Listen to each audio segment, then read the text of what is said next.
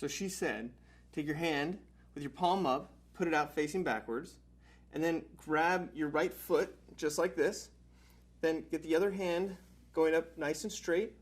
And then when you're ready, lean forward, kick out, hold it, kick out, and and I fell. I felt pretty good. That was in a recent hot yoga class, and I have to say it was probably one of, if not the best hot yoga class that I've ever had. Now, in my youth, I studied martial arts. I played hockey, I wrestled, I pole vaulted. And it wasn't until later on in my life that I became aware of yoga. It stimulates my brain, it stimulates my body. Namaste. So I've gone to hot yoga for years, and I've experienced all kinds of different yoga teachers. And one of the reasons when I try to explain to people why I like it so much is because this may sound funny, I feel like I almost die quite a few times. Like, I almost think I'm going to die, and then I don't. And then I think I'm going to die, and then I don't. And for me, it's like pushing myself to that limit, pushing myself to that edge, almost as far as I can go, and then making it through on the other side. There's something magic about that. But the other week, I had a class, and it completely stood out from all the other classes. And I was trying to think afterwards, I'm like, why was this such an amazing class? Why did I feel like I actually pushed myself more than I really ever have? How did I get as far and deep into these moves as I did? I was making certain moves that I had never even accomplished before, and this is after a lot of practice. And I realized that the reason why it was the best yoga class ever is because the instructor ditched the act. Now, what is ditching the act? It is the process of letting down your guard and being more human and relating to people. Now, I co-authored a book with Leonard Kim called Ditch the Act, which you can check out. You can actually pre-order. It launches October 25th, and if you see this after October 25th, then you can go into a bookstore and get it. Otherwise, you can get your pre-order copy now. Now, what does ditching the act have to do with yoga? My yoga instructor became a relatable force that made me feel more comfortable than I have been and pushed me further than I have and actually kind of took me out of the normal, you're an instructor, I'm a student kind of process.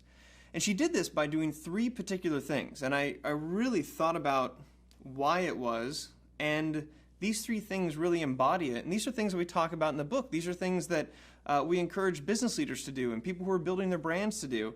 And all of a sudden it made sense, like this yoga teacher is doing this too. So the first thing that she did in order to ditch the act was that she was very vocal about how failing was a form of falling, and falling was a form of failing. And that first move that you saw me do, I forget the name, but where you grab your foot like this and you get really extended out there, I pushed myself and I fell pretty good. Like I fell and I actually like hit the ground because I just held on to it so long. And she actually called me out by name and had a discussion about falling. And she was saying, it's okay to fall. I've had other instructors where I have fallen, but they just sort of pretend like it's not there. And because I got called out on my fall, all of a sudden it was okay. And she mentioned that she falls all the time and that she sees people fall all the time and that we all fall.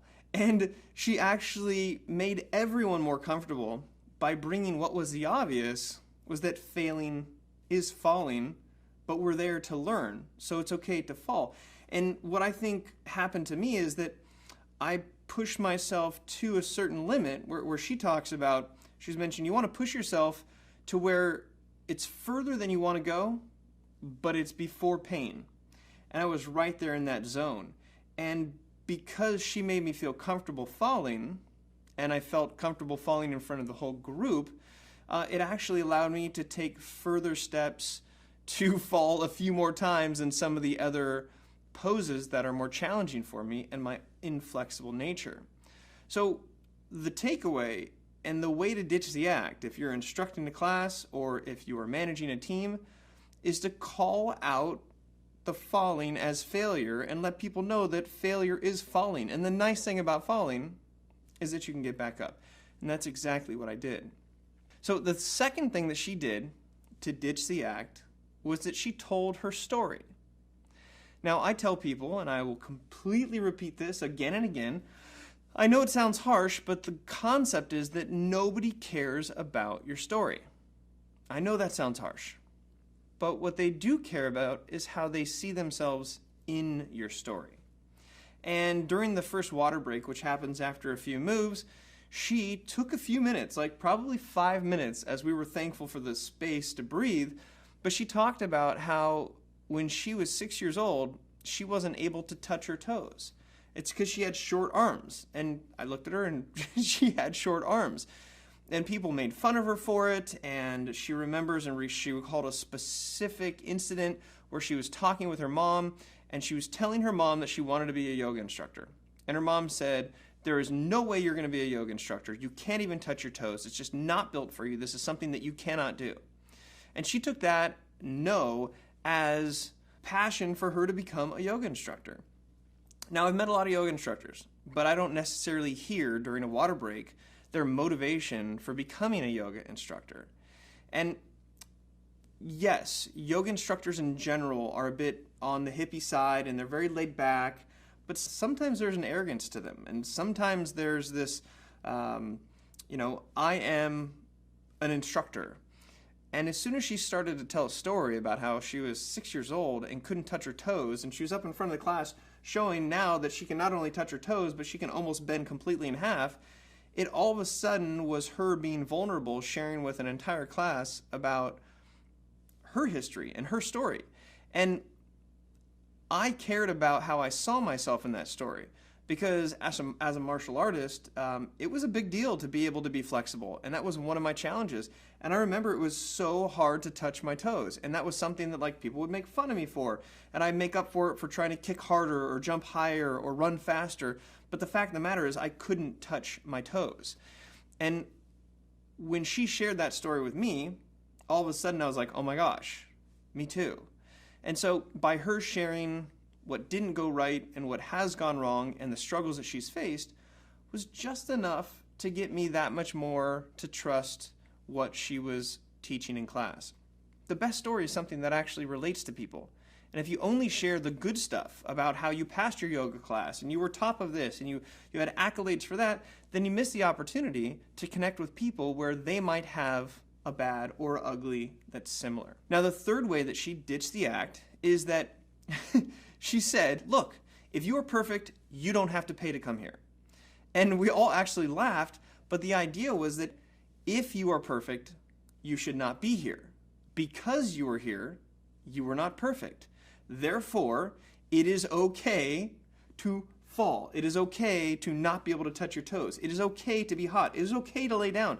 It is okay for all of these feelings and emotions that you're feeling while you're in this crazy temperature doing these awkward poses where your muscle and body is shaking and you feel like you're going to die.